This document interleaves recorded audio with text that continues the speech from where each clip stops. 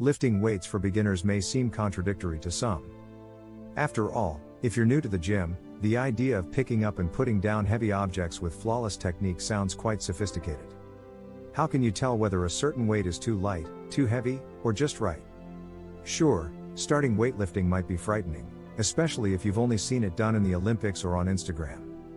But keep in mind that weightlifting is an activity that involves a wide range of workouts, from basic daily activities to expert powerlifting maneuvers. Don't worry if you don't know how to load or use a barbell. Starting training does not entail naively entering the gym. Weightlifting may be a slow and enjoyable process.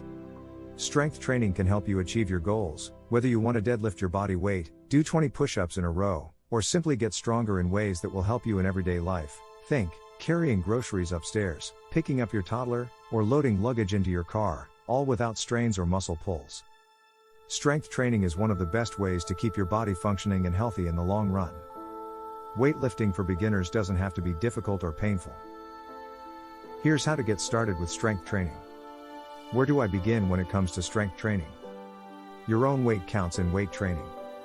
Strength training is simply employing resistance to develop your muscles. Weightlifting for beginners normally starts with your own body weight and progresses to external weights like dumbbells and barbells. Bodyweight exercises not only provide a great strength training workout but also assist novices to learn all the major movement patterns. Prior to deadlifting, for example, learn how to complete a hip hinge, pushing your hips and butt backward while maintaining a neutral spine and a tiny bend in your knees. And you should be quite comfortable with your bodyweight squats before employing a squat rack. Do I need to be concerned about my form?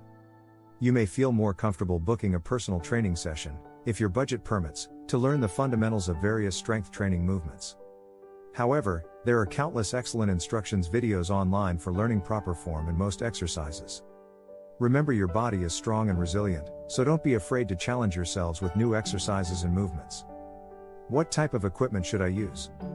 While it's common to start with bodyweight exercises, you'll ultimately want to incorporate weights into your workout.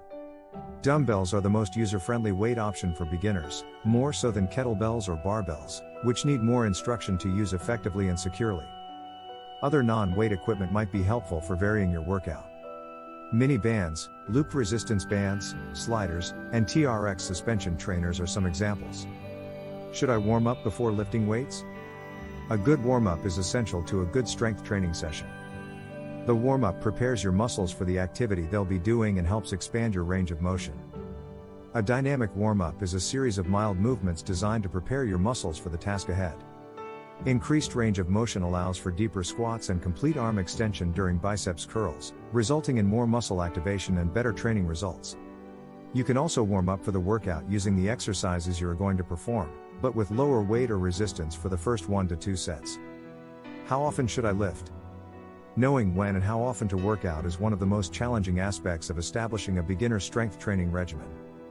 The secret is to take it slowly at first. Start with 2 days, then 3, etc. For best results, you should strength train at least 3 to 5 days a week. However, starting with 5 days a week could be too much for your body. In fact, doing too much too soon is a common problem among beginners. Making every session a total body day, rather than breaking it up into muscle groups, is an efficient method to organize weight training for novices. That means each workout will include lower body, core, and upper body work, keeping the session balanced. If you accomplish 3 days of total body workouts each week, you may gradually add the 4th day of targeted strength training. How heavy should you lift? While having a single starting weight for everyone would be great, it all depends on your current strength, the type of exercise you're doing, and how many repetitions and sets you plan to perform. Initially, it is usually recommended to perform 12 to 15 repetitions each set. To begin with, complete 1 to 2 sets of each exercise. You may advance to 3 sets of each exercise if you feel stronger and those sets become a bit easier. Because some muscle areas are fundamentally stronger than others, different exercises will require different weights, so having some variety around you is important. Choose a weight for each exercise that feels heavy enough to challenge you but not so heavy that it compromises your technique. To assess if the weight you're using is right for you, the easiest way is to use the rate of perceived effort scale or repetitions in reserve, RIR. For beginners, using weights where you could perform 2 to 3 more repetitions at the end of your set is recommended, 2 to 3 rear. More advanced lifters might lift heavier with fewer repetitions in reserve. How often should I change exercises? While experienced lifters may opt to do various exercises every day for a week, and then repeat the same motions the following week, there's no need to do so when you're just started. Plus, it will take some of the guesswork out of your routine for a while. Repeat the same basic exercises 2 to 3 times a week to achieve a basic level of fitness and strength.